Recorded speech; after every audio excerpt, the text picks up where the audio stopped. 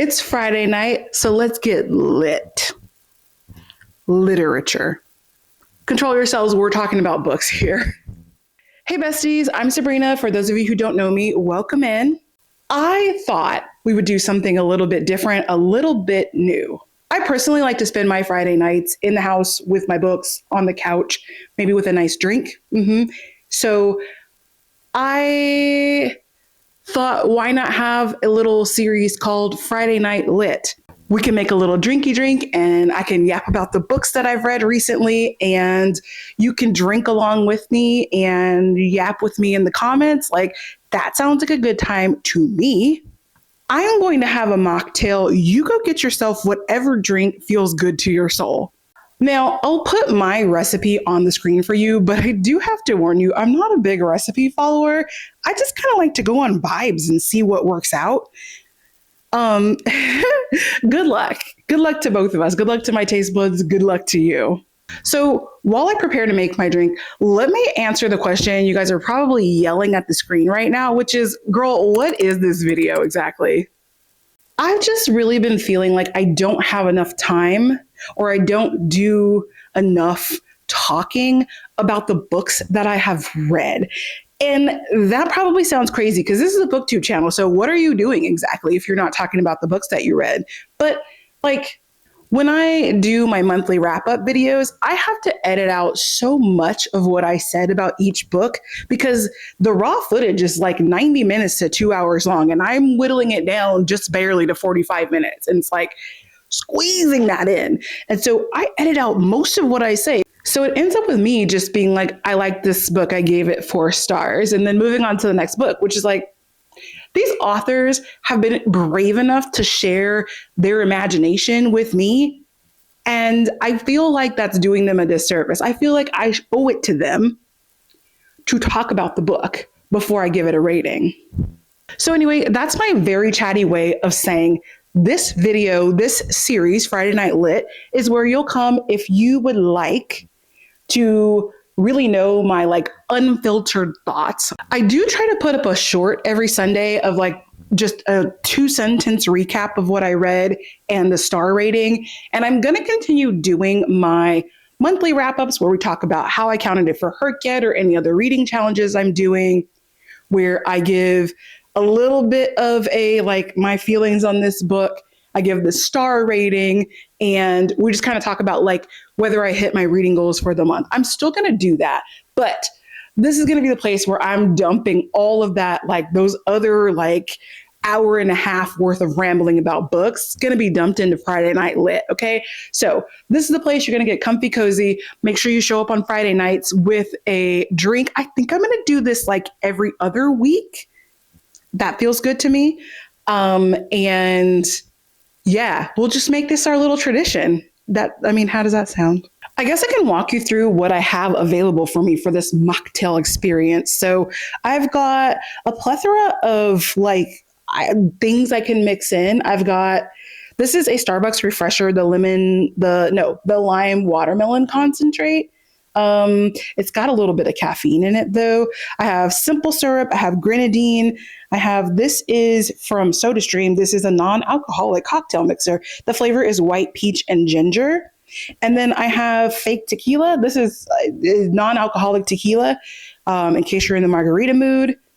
I've got some limes. I have an apple, whatever. All my barkeeper's tools over here. We got what's this called? A citrus juicer, in case we want to have a little bit of fresh like lime peel or whatever in our drink. And I have the SodaStream here because carbonated water is always a good place to start. I could just pour in like a LaCroix or something, but we have a SodaStream, so why do that? The first thing I'm gonna do is I'm gonna prepare some sparkling water. I probably should have done this before I started filming, but here we are, okay? Okay, I'm gonna clip this microphone on. Listen, me and this microphone have been through it, okay? I have tested this microphone in so many different ways to see what is the best way to do it, wear it, hold it, anything. Apparently the best way to do it is to hold it right in front of yourself. That's stupid, it's a lapel mic. So I'm gonna clip it on while I make my drink, and we're just gonna be okay with whatever audio comes out of that. Yeah? Okay. I will not wear it for the entirety of the video, but let's get making a drink. If you have a soda stream, please tell me how many pumps are you? It recommends that you do like, I think, does it say like 5 pumps for extra strong fizz? I'm honestly like a 7 pump kind of girly, but my husband's like a 3 pump. That was actually not intentional. Okay, anyway, let me carbonate my water. Okay, so now I need to decide what I actually want to have as my drink so that I can mix it up. I'm honestly a little bit curious about this white peach and ginger cocktail mixer. What does it say to do? Not that I'm going to follow this, but it says 10 parts sparkling water, 1 part cocktail mixer. I'm about to do whatever I want. I'm going to be honest with you. I'm not usually the operator of the shaker. I'm going to put some ice in this bad boy. I think you're supposed to use this, right? 1.5 ounces, 3/4 of an ounce. Okay, so let's go ahead and give it 1 ounce of this. Let's put our non-alcoholic tequila in. It says to do 2 parts of spirits. I mean, I don't know if it really matters since it's non-alcoholic, but we'll follow the recipe. We'll make a mess.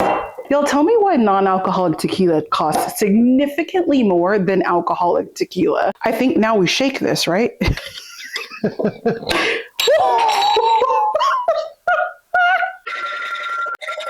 I do have my glass here. I'm gonna put some nugget ice in here. Give me a sec. Let's cut up a lime. Cut my lime cut. I got this. We've got our cup. Now, I guess I'm gonna pour in my sparkling water.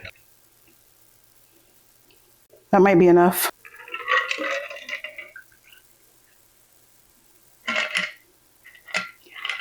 Oh, look at that. That's essentially perfection. I'm gonna add some lime, some fresh lime in here. Yeah. I'm going to make a giant mess is what I'm going to do. Give it a little swirl.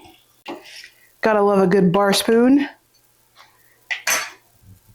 And a little garnish, perhaps. Let me come around the counter for you. Cheers. Okay, besties, cheers. My drink is ready. Let's give this a try and see what we think. Oh, that's good. You know what? This is giving, it's almost giving Paloma. I'm not sure why, but yeah, it's giving Paloma. I'm into that. Okay, so week number 1, episode number 1, Friday Night Lit episode number 1, we have a good drink on our hands. Okay. Just a quick note from the editor's chair. I have no idea what setting was accidentally hit when I moved from preparing the drink over to the chair to talk about this, but your eyes are not deceiving you. This is very slightly out of focus. Listen, I need to go fix my camera. I have no idea what happened here. Oh, wait, I see it now. I see the problem. The camera chose to focus on Bob Ross over there in the corner. That's high-key rude. Ugh. I feel like between the microphone and now whatever this is, things are unwell over here. So bear with me. I promise you guys, I'm going to get it together before the end of 2026. Let's talk about our books though. And this is a little bit of an intro episode. I've done a lot of explaining in this video what this video series is meant to be. I'm not always going to do that. I'm probably just going to jump right into it, jump into the mocktail making, and then jump into the books. This week, I'm only going to talk about 2 books. So let me get the first one. The first one is August Lane by Regina Black. I'm just going to clip the microphone onto the book like this. Let's see what happens. All right. So in this book, there's this girl, JoJo Lane. She's a Black country superstar. I'm talking like the Black Dolly Parton. And the book is essentially about her daughter, August Lane, whom I don't even know if we can use the word daughter because she's like a negligent parent, right? She's super into her career and doesn't really care about the fact that she has a daughter. Like it's whatever to her. And so the book is about her daughter and her kind of like struggles growing up with this superstar mom. Everybody in town knows that that's her mom. Like imagine if your mom was Beyonce and like Beyonce didn't care about you, right? You're at school and they're like, oh my God, Beyonce's daughter. And you're like, I don't even know that lady. Like, she sent me a birthday card and I'm pretty sure her assistant picked it out, right? Just imagine, because that's basically this girl's life. And so naturally, she becomes an adult and she's got problems. She's got issues. Concurrent to that, she had this little boyfriend in high school, right? And he basically went on Who Wants to Be America's Next Country Music Star, played for Simon Cowell and Randy, his little song that he wrote. And they were like, love it, love everything about this. We're going to sign you up to our label. You're going to be a huge star and welcome to country. Okay. So now we have another Black guy who's into country music or whatever. As it turns out, he didn't write that song. You know who wrote it? Our girl August wrote it. So your man is out here lying, taking credit for other people's music, which that's the most disgusting thing that can happen in the music industry. Don't do that. Okay. Songwriters don't get paid that much money. So don't be stealing their credit where credit is due. So anyway, he goes on to have this like Hootie and the Blowfish type career. And I'm literally just naming any Black musician I can think of. He goes on to have this career, and all the while it's like, okay, this is your amazing song. Like, you're always going to have to play it. Like, I think all musicians have that one song that they're just always going to have to play and they kind of hate it. This is his. It's the one that she wrote, that he's been pretending that he wrote. At some point, like when we kind of like tune into the book, he's like down in the dumps and playing at dive bars, and the crowd heckles him. They're like, play this song, play this song. And he's like, oh, I hate my life.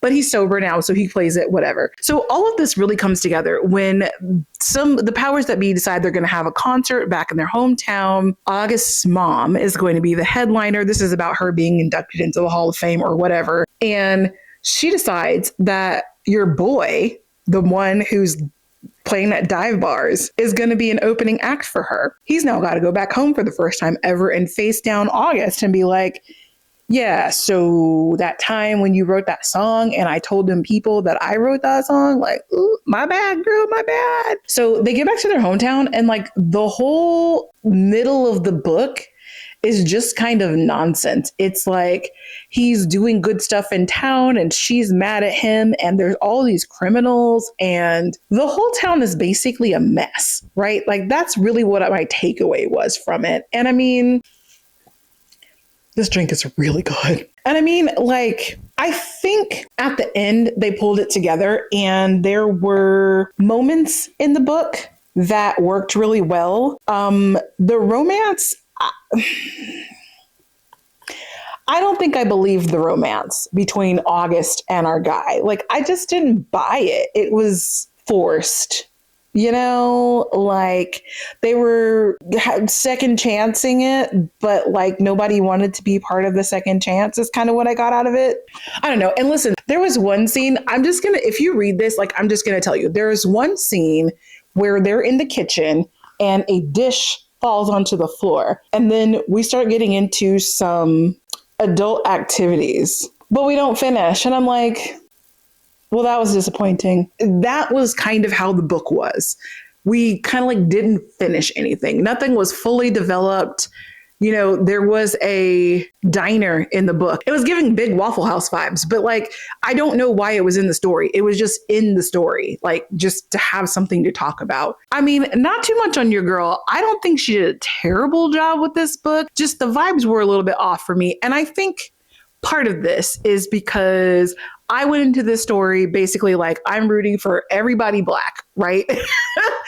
And by the end of it, it was really hard to do that. And I will say, the very, very end of the book, I did kind of like start feeling something. Basically, everyone in this book needs to go to therapy. Literally everyone. Grandma, Uncle Jim, August, her mama, her ex-boyfriend, who's now her new boyfriend, who might be her ex-boyfriend again, the manager, like everybody, cousin, what's her name? She needs to go to therapy. Like, everybody needs to be in therapy. Okay. And that's like the whole town. They need group therapy. There's a point towards almost the very end where you get to see where and how a lot of these problems developed.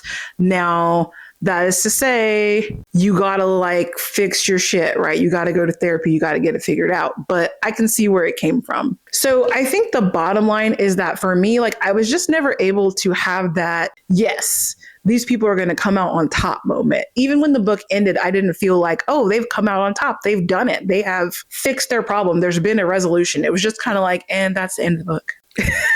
Thank you for coming to my book talk. It was so like, there was no like, it was anticlimactic. Like, I don't know. So and I read this for my personal book club, and basically nobody at book club liked this book. It just didn't vibe. It didn't vibe. That's where we're at, is that this book just didn't vibe. I do think that it was well written in terms of the prose worked really well. So when I look at books, I like to think of the plot, the people, the prose, right? We already discussed the people are a hot mess. They need to go to therapy. They need to work their stuff out. And the prose itself, so the writing style, like the way that she flowed through words and scenes and all of that, that actually was beautiful. I love the way she like gives her imagery and all of those things. She really set the tone for us being in this like countrified Midwestern town. I felt like I was in it. I was in that town with them, right? And she did a good job of setting the stage. So the prose was excellent. The plot was where I kind of got a little...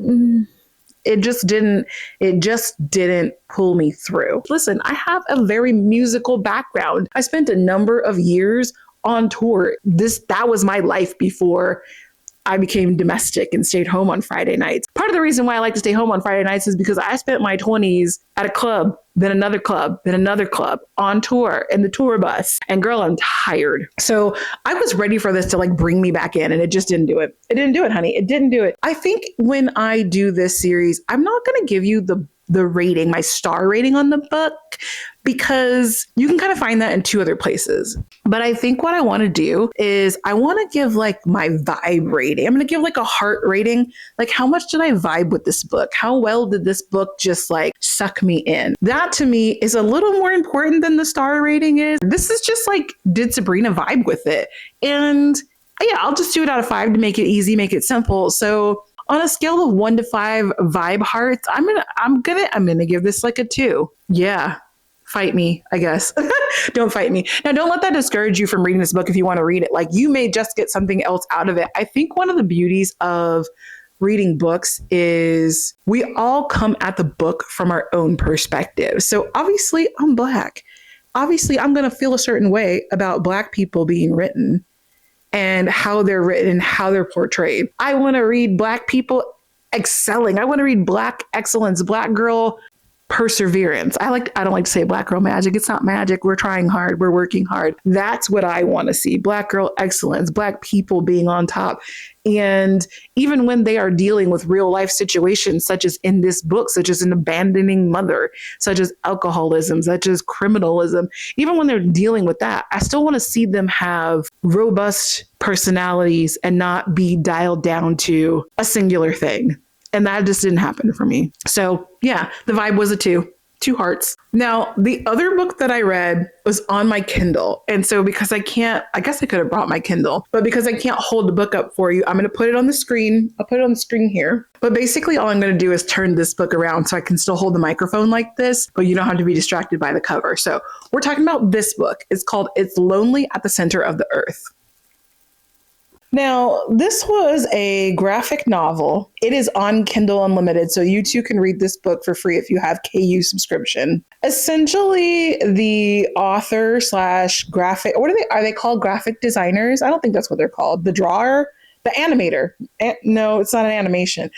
What are they called? Okay, those people. So the author / drawer of this book wrote a book about her writing this book. It's super meta. And so kind of the point of it is that she's going through a major depressive episode. It is happening during COVID. She's kind of having like career anxiety, imposter syndrome. All of these things are rolled up together. And it's hard for me to give you a synopsis of the book because there really isn't one.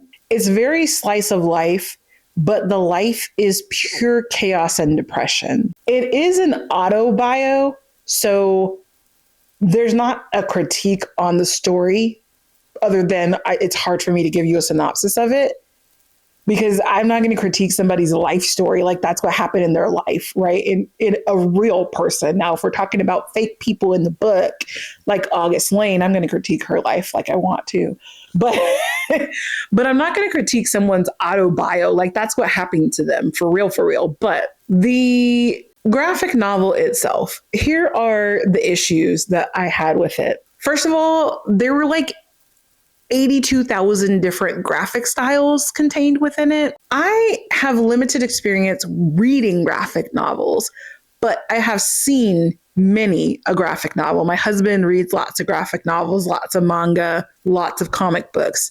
So I've seen a lot of them, not necessarily read them. I just have never seen one where the art style varies from frame to frame to frame to frame to frame to frame to frame to frame. It's a lot to keep track of, and it's a lot to keep your mind tuned on it. For instance, this book was like 130 pages, and it took me like 4 days to read a graphic novel because it was just so hard to focus on. There's also and this part is totally on me. Okay, this part is totally on me.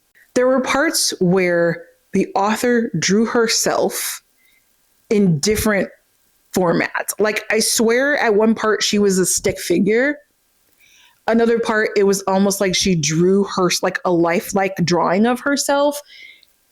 And yet another part, it was like she was an alien with a round head. I think, but there's not a really good way for me to confirm. But I think that those different drawings of herself were meant to indicate her mental state in that particular frame.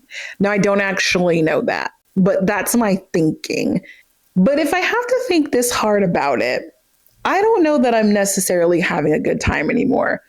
I did like, however, that it was very real. Like it was like, here is a real picture of what's happening to me. And there were parts that were very heavily COVID focused. Okay, the camera died, y'all. So I don't know what I was talking about. I think I was saying something about how the book takes place during like the COVID lockdown. So a lot of it was like super relatable because that's like this horrifying thing that we all went through together. And just seeing how the author dealt with that was comforting. So despite the distraction with all the graphics and everything, I was comforted by the story itself. So, okay, my lime is giving up on me. So like, you know, in terms of the book itself being a graphic novel, maybe this is on me. Maybe it's on the author. I don't know. I'm not sure. I'm not sure who to blame for this, but the graphics themselves were a problem for me. Someone go read this book and tell me if it's just me, because maybe it is just me, and I will accept that criticism. So for me, vibes are getting like a 3. I can give it a 3.25, but you know, it's a 3. So those are the 2 books that I have finished so far. And the next time I come back, we'll have more books because it'll be like a 2-week interval. This is just the start of the year. There's only been 1 week so far. So that's what I've finished. Yeah. Questions, comments, concerns. I don't really know. This is my fault. I should have probably planned this video a little bit better. I was more concerned with the drink making than the talking about the books part. I don't really know how this is going to play out. Like, I feel like I'm going to watch this footage back and be like, ooh, I should have done this, or I should have talked about this about the book, or maybe I need to have notes so that I don't forget anything, or like bring in quotes from the book or what have you. I don't really know, but we can only go up from here. So make sure you tune in to the next Friday Night Lit. I would love to know down in the comments if you've read either of these books, if your opinion aligns with mine, if you want to fight with me about these books. about my opinion of these books. If you're planning to read them now that I've talked about them, because sometimes people will be like, I effing hated this book. Here's why. And I'm like, that sounds fantastic. I'm going to read that immediately. So I actually kind of love that. So I want to know from you guys down in the comments, like, how are you feeling about either of these books after I've talked about them? Also, if you have any good mocktail recipes, I'm willing to give them a try. I will tell you one thing. I'm not about to drink anything that has egg white in it. Everyone's like, you can't taste the egg white. I can. I don't want to. I don't want to do it. I don't like the texture. None of that. Miss me with that. Okay. So anyway, thanks for hanging out with me this Friday night and having a little drink with me. And let's do this again in a fortnight, shall we? In the meantime, hit the like button, the subscribe button, and I like open season. What do you guys think of this video concept? Like I said, I didn't too heavily plan it. I wanted to kind of just see how it went, but I'm going to be heavily critiquing this footage. So you feel free to do the same thing. I mean, be nice about it. But if there's something that you're like, oh, you should have done this, girl, let me know in the comments. Like, I'm here for that. I'm here for the critiques of this video. How often do creators tell you that? Anyway, all right. I will see you guys in another fortnight. I'm going to finish my drink really quick and go read some more books. That's what I'm going to do. Cheers.